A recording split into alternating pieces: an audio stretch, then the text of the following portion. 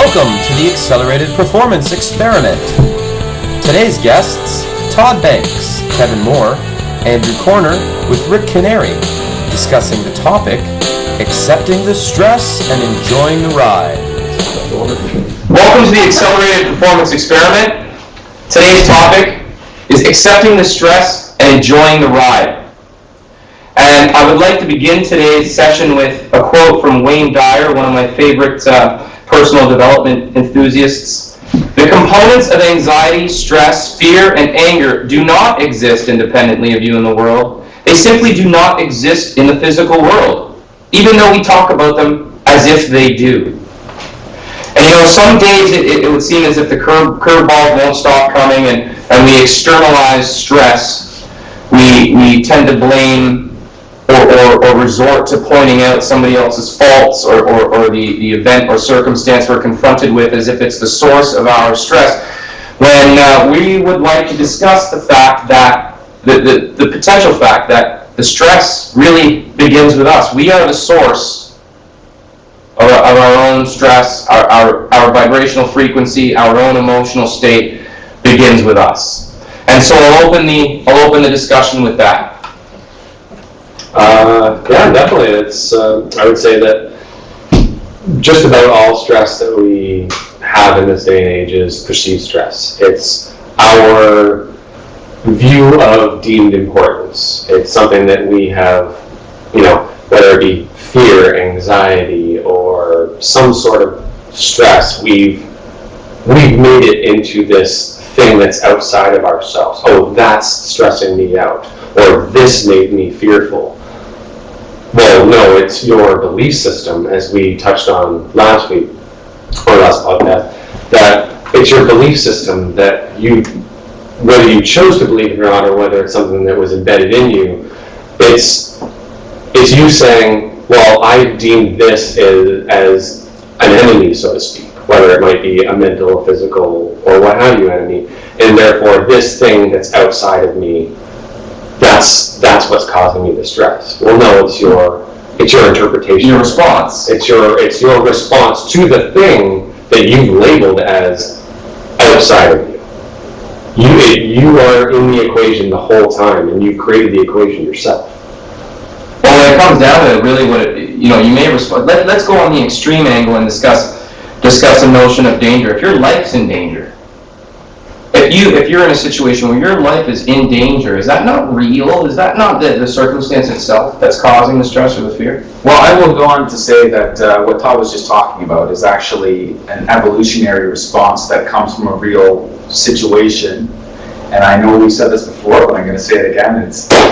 We come back to the case where a caveman is fighting for his life against he's cornered by saber-toothed tiger. And the saber-toothed tiger comes at you, and you have the fight or flight response come up. And that's the way that you look at your situation, and that's the way that your body reacts. And it takes you from a point where you're able to, as human beings, we've come to a point where we're able to analyze the situation and assess all the possibilities, and we think about things rationally. We philosophize things.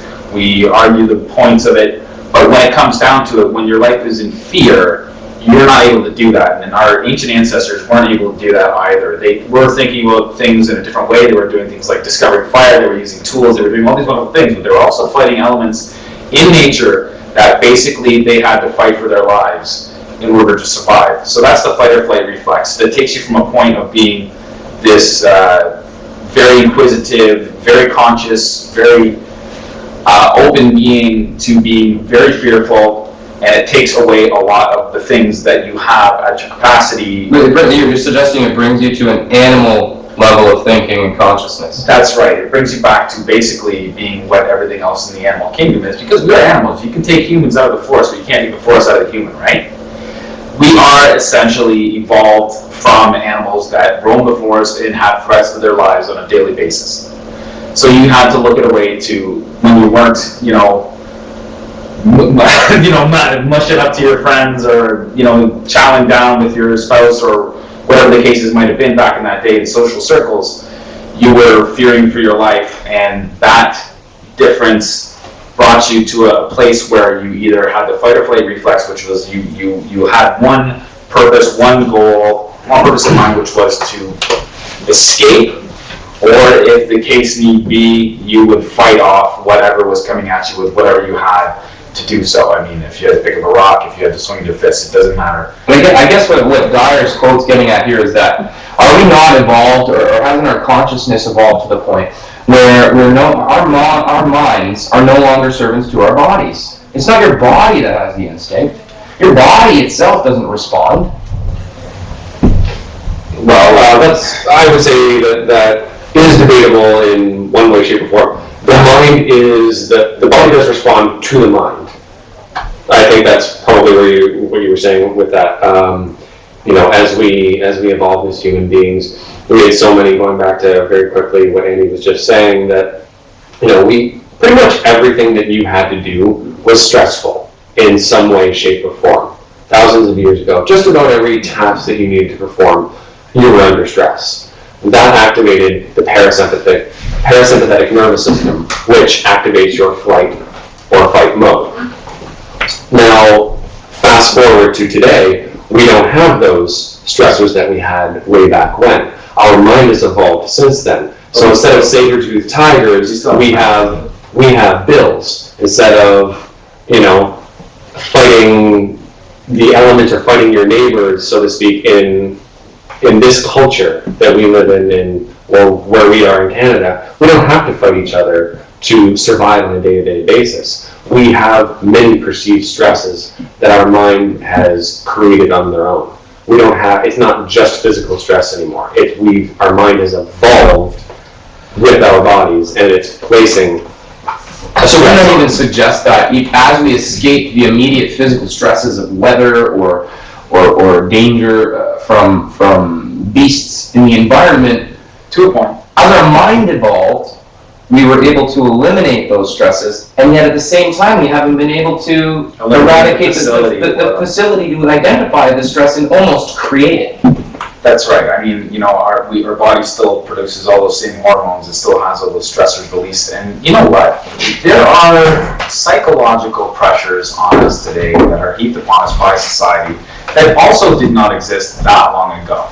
So when you look at the way that our system responds to certain stress situations, as opposed to being an all or nothing fight or flight type response, now you have the idea of the drop constantly cutting into the rock and creating a river, right?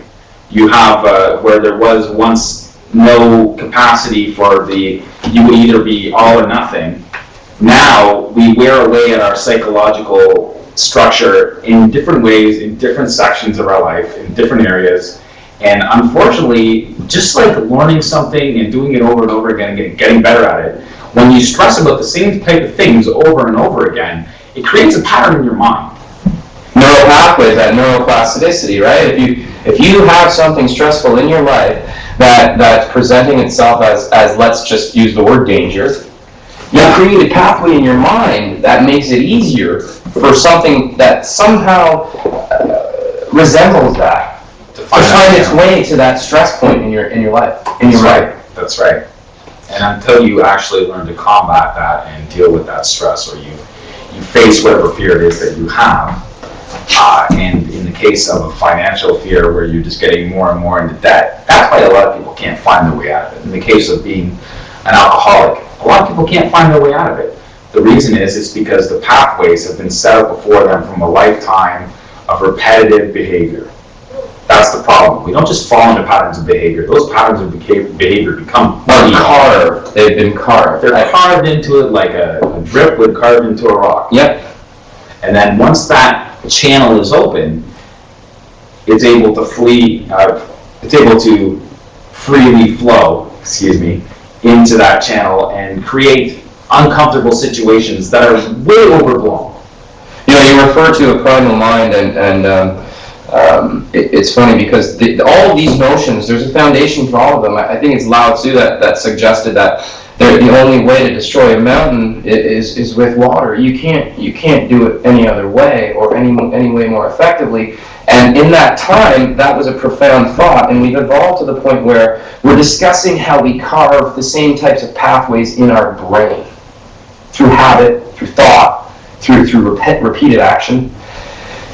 This day and age, in this modern society, there's no reason why we can't honestly identify the source of our stress. We can look outside and say, that's a stressor, that's a stressor, that's a stressor. But to take ownership of that stress and realize that the source of that stress starts inside, that to me is the first step towards managing stress in your life. Absolutely, absolutely. Well, the choice is yours every second of the day as to what you want to put your attention to or not, or what you're wanting to put your energy into or not. Same thing, really.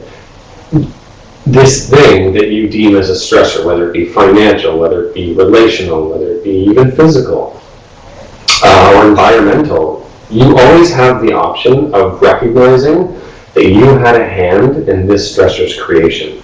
And that ownership of power brings awareness of your own power that you can actually change that. And that identification really is the only way to be accountable, and accountability is the only way that you can start to make any kind of change. Absolutely. And I would like to just point out for the record, we're having this conversation, but we're talking about the way that we live our lives in Canada. Yeah. In particular. A lot of people don't have the kind of opportunities that we have. We're very lucky. I'm glad you brought that up. It goes without saying that we're very lucky, and there are people that have very real stressors happening. Oh, believe me, I understand that. Yeah. You know, no access to food, no access to clean water.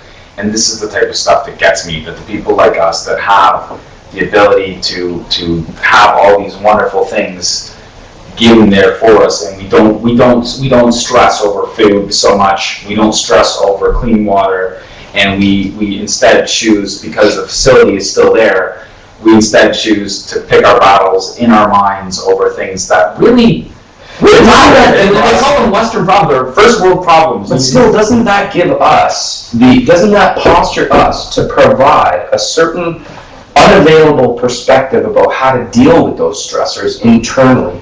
Yeah, I don't have to go fight my neighbor for the last scrap of meat. And if I did, I wouldn't have the time to be sitting here with you guys discussing how to possibly cope appropriately in a more powerful way, with a higher mind, with my true self in mind, how to cope with that and respond in kind. It's very true. I mean, we have to.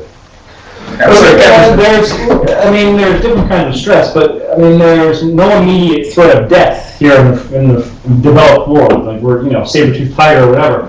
But there's the competition. You are in competition with your neighbor for food, for job, for whatever. Status, anything. It's the same thing, thousands of years later, millions of years later. I think our removal from that death, that's where we've lost touch. We've gotten lazy about our stress. I think we're not, that saber-toothed tiger is going to take me down. No, it's your neighbor. So you let it, you just kind of let it fester, but there is that definite competition there, which does create stress. Every time you think about my job, my bills, my whatever, it is there. It's just in a different form. Mm-hmm.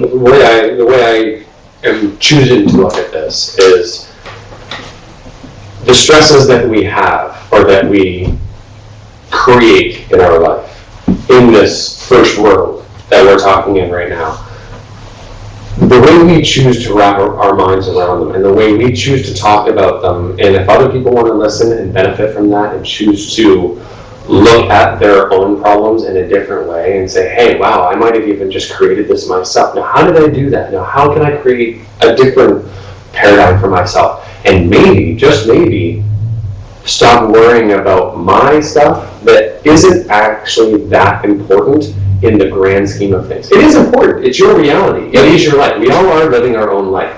However, maybe you can stop looking at your own problems in a way that you can actually help those people in third world countries or second world countries who actually have real life or death stressors. And that's what I'm suggesting. And that's, I think, why we're here. We're in a position. And that's why we're having this conversation. For a good majority of my life, I resented how good I had it. I didn't even know I resented it. It was an undercurrent of my life. I resented how good I had it. I resented the opulence in which I lived. And because I knew through my education and my reading and whatever, I knew that I had it so good that I really had no right, and that was a consistent resentment.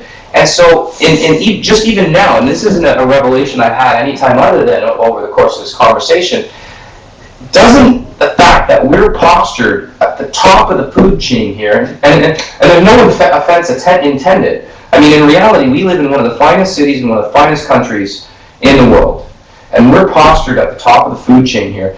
Doesn't that mean that we should be accountable for that and discuss these notions right here, the base levels of stress, the primal levels of stress that are experienced by 95% of the world, and share our open mind and our capacity to actually think about it objectively and provide tools to people who just don't have the fucking time to do it?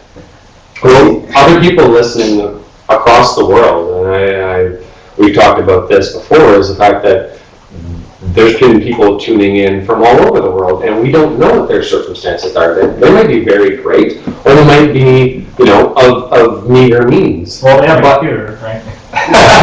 Sorry. Or a wicked phone. Well, no, but that's the thing is, nowadays, like, there's such a thing as known as the rising billion.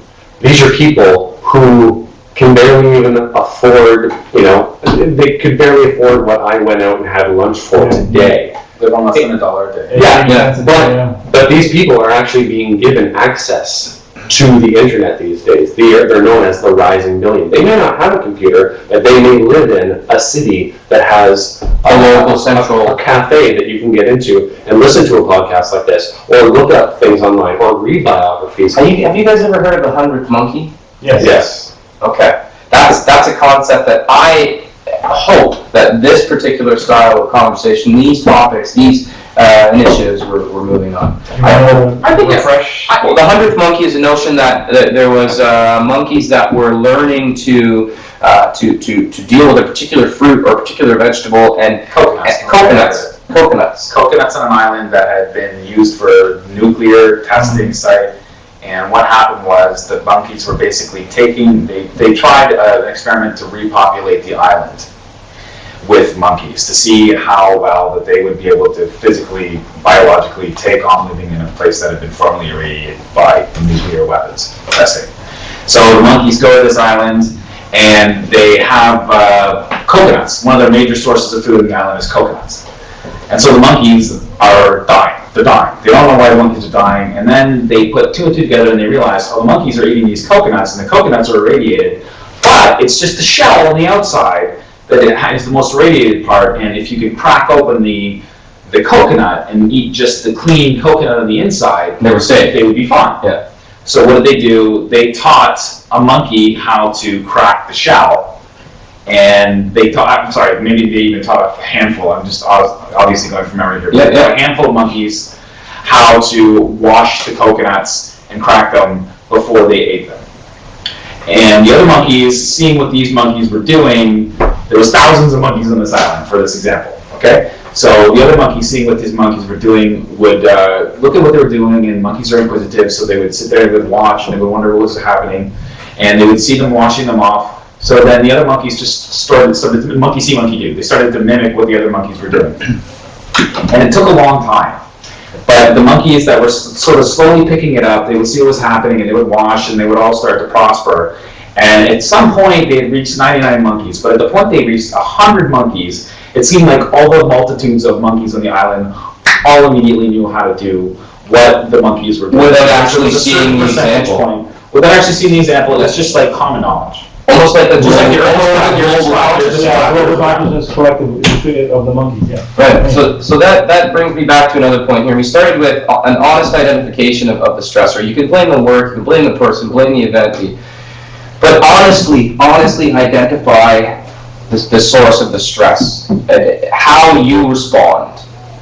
Honestly identify it. And then I think the next important point is, you look at these monkeys as an example. They don't have coping mechanisms. They don't intellectualize it. There's no skills or tangible methods that they actually complicate it, that make it any more difficult. They simplify it, and that primal mind is beautiful. So in order to sort of resort to that source and that primal sense for clarity's sake, it's important we honestly reveal our own personal coping mechanisms to stress. Whether it's eat too much, sleep too much, don't sleep enough, drink too much, whatever the case may be, to be honest with yourself about how you cope with stress in response to those stressful situations or people or events. How do you respond? Reveal that to yourself, and that's a difficult thing to do.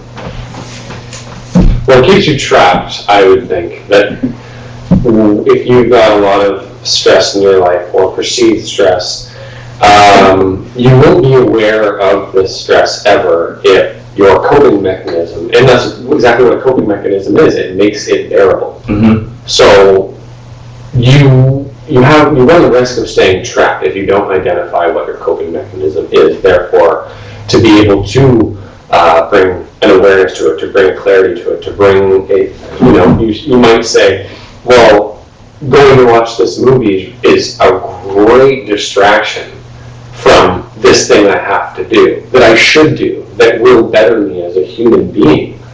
It might not be financially, but it might just be mentally, physically, spiritually. It might say, hey, I might be a little bit more adapted to helping myself and helping others if I do this thing. But that's really uncomfortable. So I'm going to go watch this movie. If you identify what your coping mechanisms are, what your distractions are, mm-hmm. you will be better.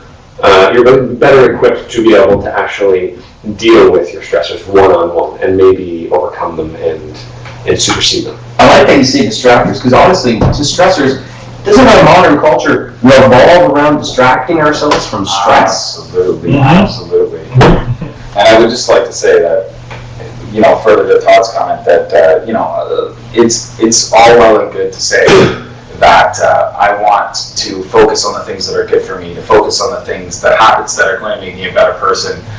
But first world problems we're talking about here. Yeah. Me, I work 50 plus hours a week. I come home, I have a newborn at home, I have my wife, I have chores to take care of at home. I have other things I want to do with my life. And when the boy doesn't want to sleep, I don't get much sleep. So you wake up, no sleep. When the boy doesn't want to sleep, I don't get much sleep. And when I come home, again, I'm getting older in years, and I'm starting to feel the real fatigue coming on when you spend a bunch of time at work and you've been staring at a computer screen all day long. Now, this is the kind of problems that I have, but they also are the kind of problems that detract from my ability to focus on things that I really care about. Things that I really care about, I have music that I really care about that I've spent almost zero time on the last couple of years. Again, I have a pile of books that I want to read. I think I'm into 6 right now. I have tons of videos and documentaries on my playlist that I want to watch. And you know what? I want to have a little fun once in a while too. Maybe I want to watch the new Iron Man movie. Maybe I want to watch... It looks pretty nice, doesn't it? I like those kind of things too. I like hockey. I'm a fan of hockey. I want to watch the playoffs.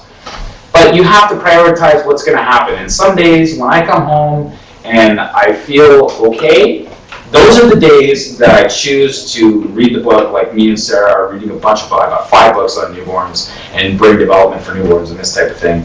So I'm reading the books to her because she has to hold the baby. And this is actually, we were reading a book on hypnobirthing before Sage was even born. So, I used to read to her when Sage was in the womb, and it would just be calming for her. So that in turn rubbed off on Sage. Now I read to her when we're sitting there and she's nursing Sage or whatever, and he'll go to sleep, which is a bonus for us. We get the book read, but that's a useful way of spending our time. I'm not saying I do it every day. Yeah.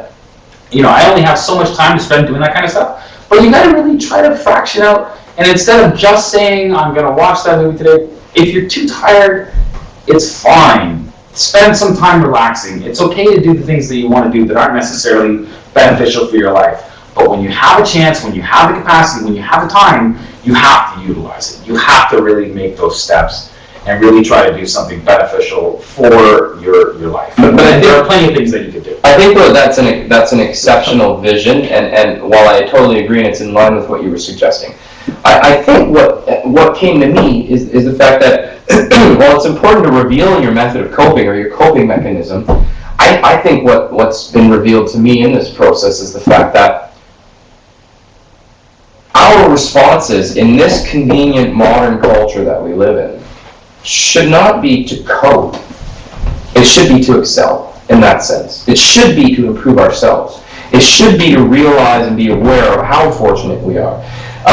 Because in essence, when I had a bit of a vision here that somebody suffering in a country that, or a city that's far from as fortunate as we are, somebody who's suffering makes great value of the little things in life.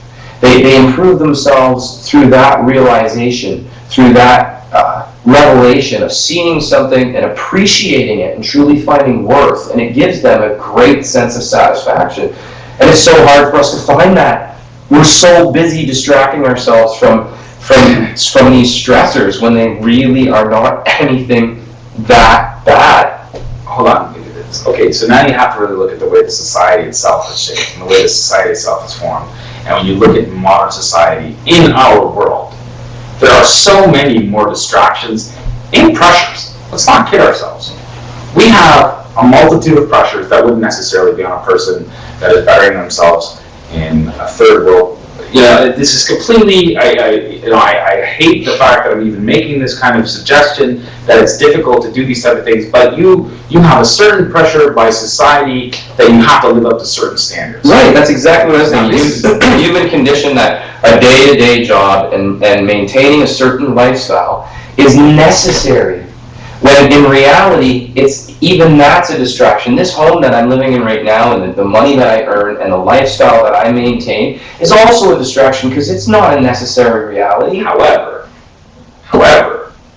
the human psyche is a curious thing.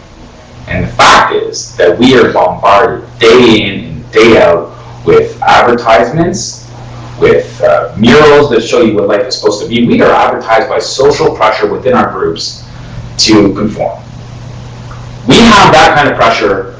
A person that lives in a shack in the middle of Zimbabwe does not have that kind of pressure. They have the pressure of, what am I going to eat tomorrow? Do I have to be afraid that the rebels are going to come and ruin my base? Or for that matter, even the government is going to come and destroy my hut. Disease. All these type of things they eat. How am I going to do with the bugs? What am I going to do with malaria? Dyer. They're completely different pressures, but they're not bombarded day in and day out. You have to actually ask yourself at the end of the day, who has deeper psychological issues? Now, I'm not saying this is either one is better than the other type of situation, but hey, I also suggest, though, because you're suggesting that there is a sense of balance. Like, I don't want to take the beautiful life that I have here for granted, but there is a certain balance. In the sense that, sure, there are many other people in other parts of the world that suffer a great deal of physical stress. But the psychological stress that we experience here, as a result of our cultural motifs, our inherited beliefs, our class system, it is a very stressful environment to live in sometimes. And it's made to be such. I mean, it's not an accident that all the advertising is fired at us. Advertising doesn't come out of nowhere. It's shaped. People spend money, billions of dollars a year on advertising to specific markets. They don't just advertise to somebody that can't afford it. They're advertising to somebody that has not only the extra time, but the financial ability to do the things that they want to sell. And the more and more things, products that there are out there, there's always just going to be more markets to sell to different people, but we're always going to be the ones that are hit with the majority of that type of stuff.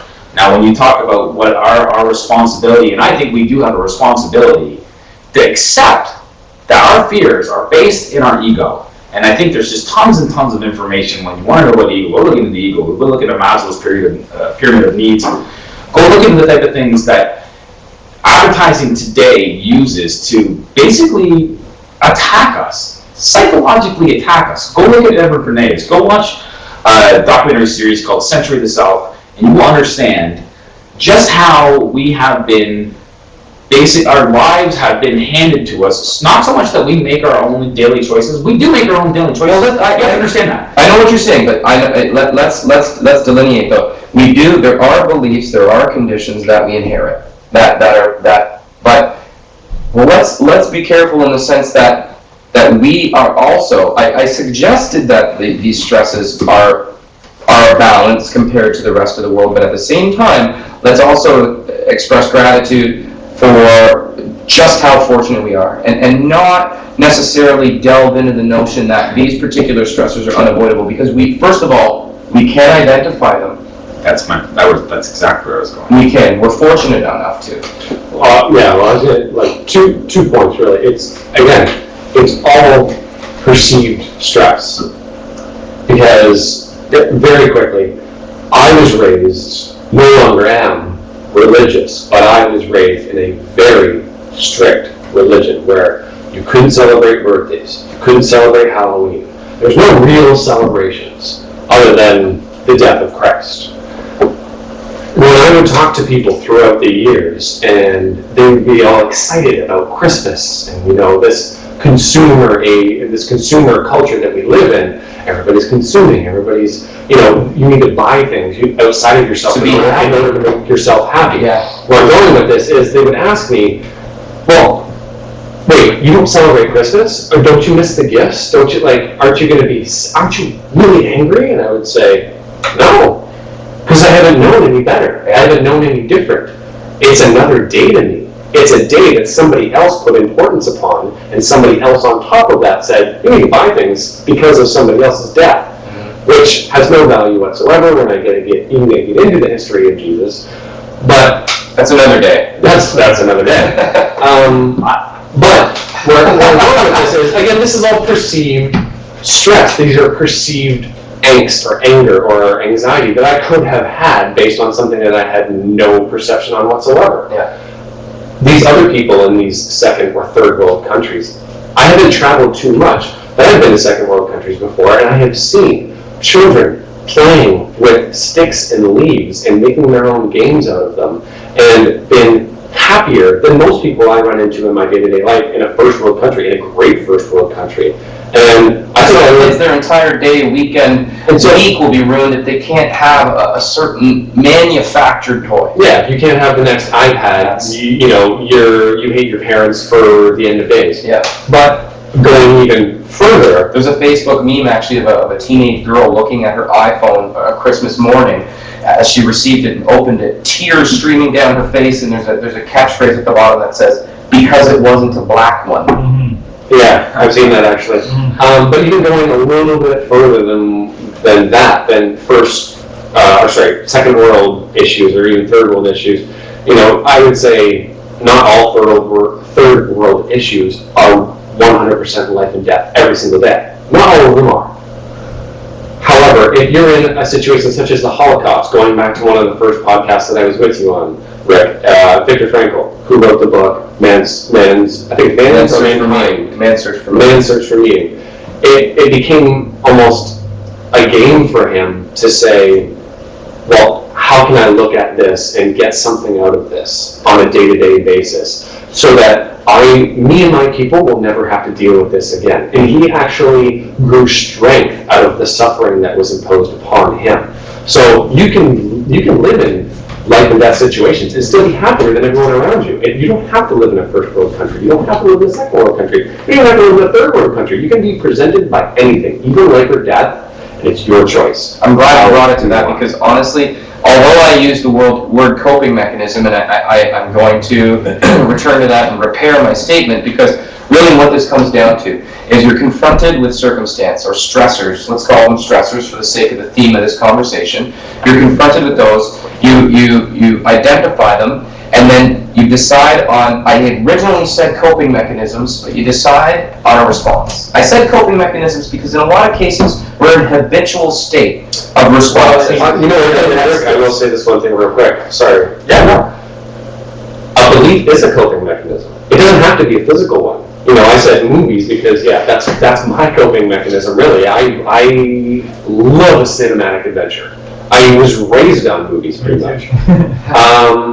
And so that's where I went with that. But I will let you finish your point. Well, I was just going to say, it brings us to the point that there's the circumstance or the stressor, that then it is your choice in how you cope. And that, to me, is more of a blanket term saying it's a habitual method of response. It's not a response that you've decided upon. It's a more primal level of consciousness. I'm coping. And whether it's overeating, drinking, not sleeping, etc. But when you choose to respond, because that is the true measure of a human being, is your response to circumstance. That leads us to the next point that you were discussing, Viktor Frankl. You have a choice to either change yourself or change the circumstance. And if you can't change the circumstance, change yourself. And Frankl was positioned, he was confronted with one of the greatest tragedies of our history. The Holocaust, yeah. And responded by changing himself in such a way that he would then affect others. He couldn't change that circumstance. It occurred. There are circumstances we could change. I could press pause, I could close the internet, etc. I could change that. I could change the circumstance. If I'm hungry, I could eat. That I can change. If you can't change the circumstance, you're not left with any other choice but to change yourself in response to it. Yeah, I believe that sometimes not every circumstance is of your own choosing. You may not be, you could be an 8-year-old at home in a family that, if given a choice, you might choose differently if it's maybe an abusive one or what have you. And that's something that you may not have power over to change the circumstances, but you can change yourself. And many people, if that's your reality and you're raised that way into an adult, your perceptions and your beliefs about what love means or what family even means, those are askew. And so after a while, you will need to change those, because you might put yourself into new circumstances that you don't believe you have power over yet. Some people think, this is my life, and I'm never going to live beyond this. Cool. So for the moment, many of them cope, but once you actually become aware enough of your circumstances, you can't escape out of them instantly. It's not always that easy. First change your mind, and then you can change your circumstances. Again, changing daily habits is a good way to start. I mean, a lot of people, their circumstances, their situation, their coping mechanisms all create habits. We are habitual creatures, right? And in order to change your circumstances, to change your situation, to change the way you cope with things, you have to recognize, step back, and change little things one at a time. Sorry, change little things one at a time. And that's weird. That's what you're saying. Kevin, would you like? Sorry, you were just talking a little bit louder. Are we talking about? I like to think that it says accepting the stress. Yeah. And I don't like that, the way that's worded. It sounds to me like a defeatist attitude, like you can't do anything about it. Just sit back and enjoy the ride. I've been trying for years, since I've got into the Zeitgeist movement, to try and eliminate the stresses or the things that are causing the stress in my life. And I've seen a huge change in my life. I'm a completely different person than I was 5 years ago. I eliminated so many things that were causing the stresses before. And to me, that allows me to enjoy the ride even more. What we're talking about, it seems like there are certain stresses or certain things that cause stress that we can't do anything about. I don't know, is that what we're talking about? Or? By accepting the stress, essentially what I was suggesting is that I like to replace the word accepting with eliminating stress. But while I agree with you on that, if wherever possible, it's not possible for everything. While I agree with you on that, it was more of a precursor to the next two notions, and the fact that accepting the stress, meaning owning it. It's my stress. Okay. It's not this thing that's doing it or that thing that's doing it. When you own that stress, it's much easier to then take action to eliminate those things. If you're busy blaming other things, you're not going to end up doing anything about it. You're not going to get First step, right? Ownership. Okay. So that was more what I was indicating. But I do understand what you're saying, that it is really about eliminating it. Enjoying the ride is the process of So life. And eliminating is the process of it. All right. Okay. But that does make sense. That it is about eliminating it, and that's why I'm suggesting that you can change yourself or the stressor. But I will say this. This is something that I would say that I agree and I disagree with eliminating the stress, because stress can grow you as a human being. There's good stress and bad stress. There's good stress and there's bad stress. Yeah. If you want to work out your muscles, I know that Andy here is quite a fit guy. He's I used to be before the baby. well, even though your physical value may be depreciating because of the baby, you're still a lot bigger than us, and you know probably more than the three of us, the fact that you need to lift heavier things in order to become stronger. You need to put stress on yourself in order to become stronger. And that, going to the real point, is you need to lift mental weights. You need to lift emotional weights. And going through some of the toughest things that people have ever gone through in their lives have made them stronger people. It's like John F. Kennedy said, and I say it with my boys every night that they're here. I do not pray for an easier life. I pray to be a stronger man. Yeah, absolutely. Well, I mean, that goes back to what I was saying before, which was you have to actually start to recognize the fear, and if it's possible, you got to deal with it. I'm not fucking sure if I said that this time or the last time, but yeah. The coping mechanism is your way of putting it off. Exactly. And so the recognizing is the way of becoming stronger, as you were going with that. Man. Right. Yeah. And possibly say you have a fear of speaking in front of people. Yeah. It's little things once at a time, and recognizing that the fear is completely irrational. It's completely irrational. And where does that fear stem from? A lot of times the fear is from you feel like you don't have enough to say, or maybe what you have to say is not worth being heard by anybody else. But then you have to realize that you're a human being. Everything you say has worth. As long as you're talking about it, as long as you're being honest with yourself and being honest with the people around you, you're infallible as far as that's concerned, if you're being honest. And I'm not talking about being honest about, ooh, I really want that car, or ooh, I really love a pizza right now. I'm talking about being honest with people about the way that you feel. There is nothing wrong with putting yourself out there. And again, that's part of recognizing the ego. The ego is the one thing that makes you fearful of putting yourself out there for other people to see. You have to recognize that the ego is a mechanism for dealing with situations you don't necessarily want to put yourself into. It's self-preservational. We touched base on this last time, that the ego, for me, is essentially our last instinct that we need to rid ourselves of, because it's the last thing that's definitively self-preservational, that's keeping a divide between us as people, as society, as a culture. And I would put forth, just to finish my point, I would put forth that when it comes to dealing with the ego and the fear that maybe you don't have something that's worth to say, well then, you gotta take the steps at that point. If you don't feel like you have something, do you have something worthwhile to say to your friends? Do you have, what is it you want to discuss with people? Maybe make that the thing that you're going to do. If you want to know about playing guitar, or you start playing guitar and you're afraid to play in front of other people, practice every day. Get better. And then with that strength, with that learning, with that ability to constantly bring yourself back to that thing that scares you the most, and work on it day in and day out, that builds character, and that builds your strength and your ability to put yourself out there, and it will build your confidence. And again, it's all a confidence game. It's all a confidence game. Everything. It's owning your own life and your own energy and your awareness of it. And maybe the fact that you're afraid to put yourself out there is because you're living a little bit of a dishonest life. Mm-hmm.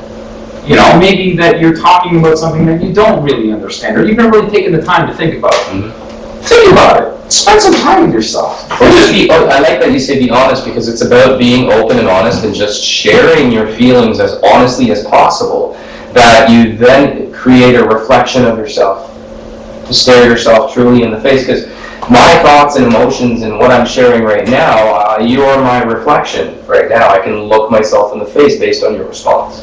And really that is where it's at. It's about that moment where you find the courage, where your desire is far greater than your fear, where you've decided that a higher state of vibration is far more important than living in solitude or fear or beneath the level that you really want to be at. And that's when you have the courage to go ahead and do things that you didn't do before, that you are unsure of, the great unknown, right? And 5 years ago, I would never have done something like this. Not a chance. Yeah. You were talking about Andy.